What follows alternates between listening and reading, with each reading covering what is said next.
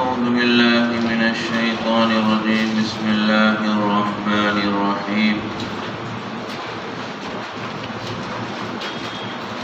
من كان يريد العاجلة عجلنا له فيها ما نشاء لمن نريد ثم جعلنا له جهنم يصلاها مذموما مدحورا. جو دنیاوی زندگی کو چاہتا ہے ہم اس کے لیے جلدی کرتے ہیں جو چاہے اور جس کے لیے چاہے. پھر اس کے لیے جہنم ہے جو اس میں وہ ذلیل و خوار ہو کر داخل ہوگا. کہ آدمی دنیا کی زندگی کو چاہے آخرت کے مقابلے میں، تو اللہ تعالیٰ فرماتے ہیں کہ ہم اس کو دنیاوی زندگی دے دیتے ہیں، لیکن جتنا ہم چاہے اور جس کے لیے چاہے. چاہنے والے بہت ہوتے ہیں لیکن اللہ تعالیٰ ان میں بعضوں کو دیتے ہیں اور جتنا چاہتے اتنا دیتے ہیں، وہ جتنا چاہتے اتنا نہیں دیتے. اور پھر ان کا تو دنیا ہی مقصود ہوتا ہے، آخرت مقصود نہیں ہوتا. پھر وہ اخیر میں ان کو جہنم میں داخل ہونا ہے، اس میں ذلیل و خوار ہو کر داخل ہوں گے. کچھ کیا تو ہے ہی نہیں، اب کیا ہاتھ میں آئے گا. وَمَنْ أَرَادَ الْآخِرَةَ وَسَعَى لَهَا سَعْيَهَا وَهُوَ مُؤْمِنٌ فَأُولَئِكَ كَانَ سَعْيُهُمْ مَشْكُورًا.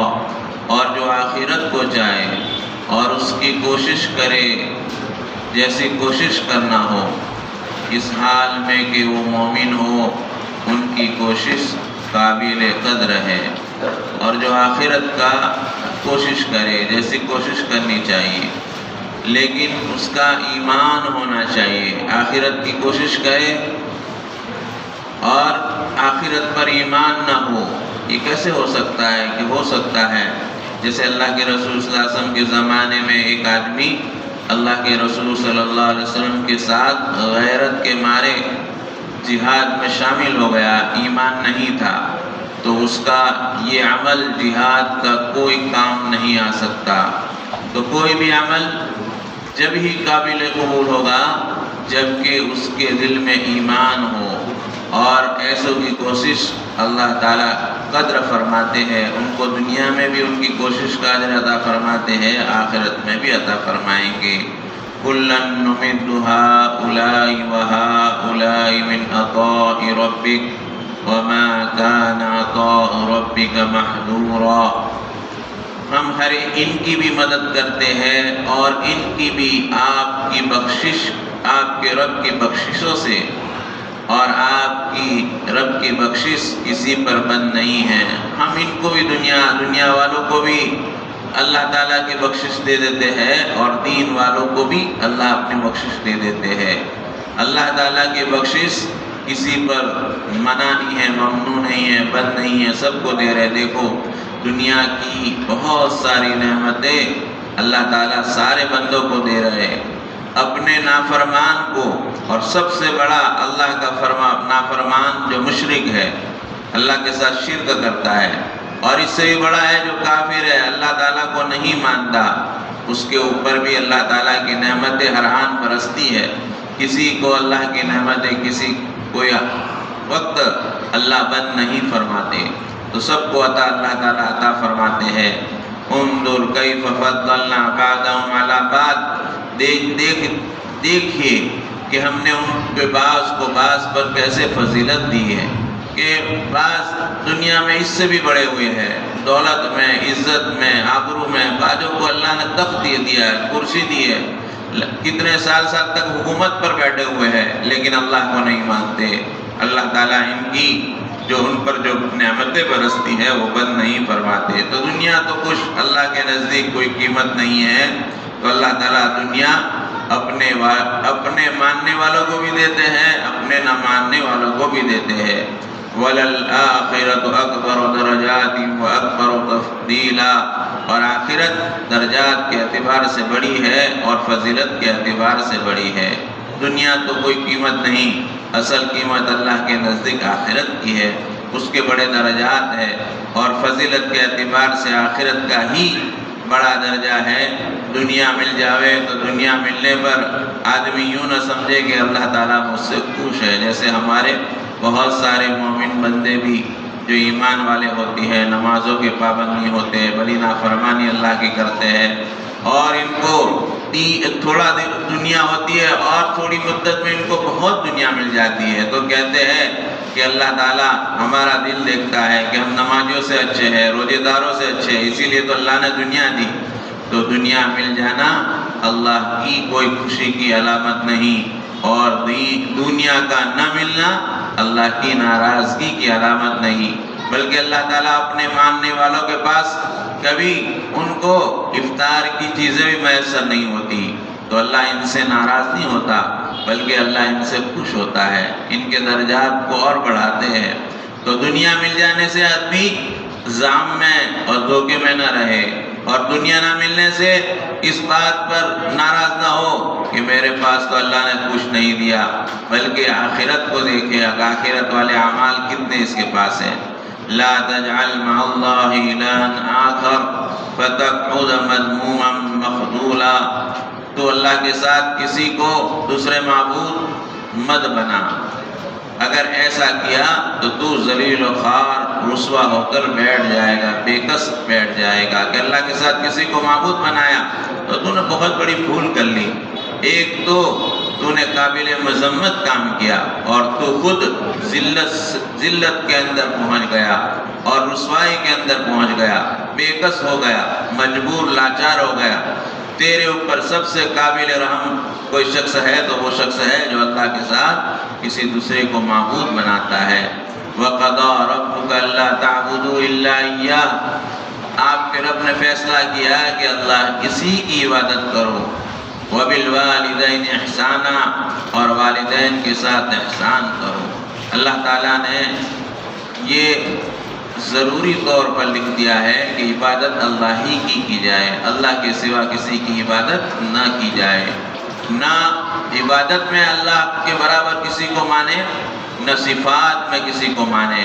ایک تو جھکنا ہو تو اللہ کے سامنے ہی جھکے، اللہ کے سوا کسی کے سامنے جھکے نہیں، اور اسی طرح اللہ جیسا درجہ کسی کو نہ دے، جیسے بھائی روزی دینے میں، اولاد دینے میں، بہت سارے یوں سمجھتے ہیں کہ اولاد جیسے اللہ دیتے ہیں، ان کے در پر گیا تو اولاد مل گئی، ان کے در پر مل گیا تو میرے سارے قرضے ادا ہو گئے۔ تو سب کچھ ادا کرنے والا، نفع نقصان کا مالک اللہ ہی ہے، اللہ کے سوا کسی کے ہاتھ میں کچھ نہیں ہے۔ تو اللہ کی عبادت نہ عبادت کے طور پر کرے، نہ عقیدے کے طور پر اللہ کے برابر کسی کو سمجھے، تو اسی کو مشرک کہا جاتا ہے، کہ اللہ کو جیسے اللہ اولاد دیتا ہے، روزی دیتا ہے، اسی طرح اللہ کی صفات میں دوسرے کو شریک کرے کہ یہ اللہ جیسے اولاد دیتے ہیں، اللہ جیسے روزی دیتے ہیں، اللہ جیسے یہ نقصان کے ہمارے اوپر نقصان ہے اس کو ہٹا سکتے ہیں، تو نہیں، اللہ ہی ہٹا سکتے ہیں، اللہ تعالیٰ کے سوا کوئی ہٹا نہیں سکتا۔ ہاں بعض متبرک جگہیں ہیں تبرک والی، وہاں پر دعا کرے، اور دعا تو اللہ ہی سے کرے، یقین بھی اللہ ہی سے رکھے، اور یوں سمجھے کہ مصیبت دور کرنے والے تو اللہ ہی ہے، اللہ ان کی برکت سے اس مصیبت کو ہٹا سکتے ہیں، یہ ہو سکتا ہے، باقی مصیبت کو دور کرنے والے تو اللہ کے سوا کوئی نہیں ہے۔ وَبِالْوَالِدَيْنِ إِحْسَانًا، اور والدین کے ساتھ احسان کا معاملہ کرو۔ اللہ تعالیٰ کے بعد اگر کسی کا درجہ ہے اطاعت میں، وہ اللہ تعالیٰ نے والدین کا رکھا، اس لیے کہ والدین ایک عکس ہے اپنے، اور یہ ماں باپ ہے خالق کے برابر ان کا عکس ہے، کہ اللہ تعالیٰ نے جیسے پیدا کیا تو یہ پیدا کرنے کے سبب بنے ماں باپ، تو ان کے ساتھ احسان کرنا ہے، اور ماں باپ اگر نہ کیا ہو اللہ تعالیٰ کے مشرک بندے ہو تب بھی ان کے ساتھ احسان کا برتاؤ کرنا اور ان کے لیے دعائیں کرنا۔ تو ماں باپ کی رضامندی میں اللہ کی رضامندی ہے، اور ماں باپ کی ناراضگی میں اللہ کی ناراضگی ہے۔ اللہ کے رسول صلی اللہ علیہ وسلم سے پوچھا کہ سب سے بڑا درجہ کس کا، تو کہا اللہ کا، اس کے بعد کس کا، تو کہا ماں باپ کا، تو وہ تیری جنت ہے یا تیری دوزخ ہے۔ اگر تم ان کی اطاعت کرو گے تو جنت ملے گی، اور ان کی نافرمانی کرو گے تو دوزخ میں جاؤ گے۔ ماں باپ جنت کا دروازہ ہے، اور ماں کے پیر کے نیچے کیا ہے؟ جنت ہے۔ کتنا بڑا درجہ ہے۔ تو ماں باپ کی خدمت ہونی چاہیے، ماں باپ کو ادب سے پکارنا چاہیے۔ جیسے ہمارے معاشرے میں ہوتا ہے کہ ماں باپ کو نام سے پکارتے، یہ حرام ہے، نہیں بلا سکتے۔ ماں باپ ہی اس کو سکھلاتے نہیں کہ وہ اپنوں کو نام سے پکار رہا ہے اور ہم اس کو سن رہے، اور ان کہتے ہیں کہ تو بچہ ہے محبت سے پکارتا ہے۔ ارے محبت سے تو اللہ نے جو لفظ بولا ہے وہی محبت کا لفظ ہے، ہمارا جو لفظ نام ہے تو وہ نہیں بول سکتے۔ تو ماں باپ کو نام سے نہیں پکار سکتے، بلکہ ابا اور ماں امی کہیں گے، یہ ادب کا لفظ ہے۔ ماں باپ کے سامنے بولے نہیں، ماں باپ کے آگے چلے نہیں، ماں باپ سے پہلے بیٹھے نہیں، یہ ماں باپ کا درجہ ہے۔ کتنے بڑے درجات ہیں، لیکن ہمیں ماں باپ کے درجات کو پتہ نہیں۔ تو ماں باپ کی جو اطاعت کرتے ہیں اللہ تعالیٰ سب سے بڑا اس کو فائدہ یہ دیتے ہیں کہ دنیا میں اس کو دنیا بہت دے دیتے ہیں، اور ماں باپ کی نافرمانی میں اللہ تعالیٰ یہ کرتے ہیں کہ سب سے بڑا عذاب اور جلد عذاب جو آتا ہے دنیا میں ماں باپ کی نافرمانی میں آتا ہے۔ تو ماں باپ کے مرنے کے بعد بھی ان کی اطاعت ہے۔ کہاں کیا ہے کہ ان کے لیے مغفرت کی دعا کرنا، ایسا نہیں کہ بھئی سال میں ایک مرتبہ باپ کو یاد کر لیا، نہیں، روزانہ کچھ نہ کچھ ماں باپ کے لیے پڑھنا چاہیے۔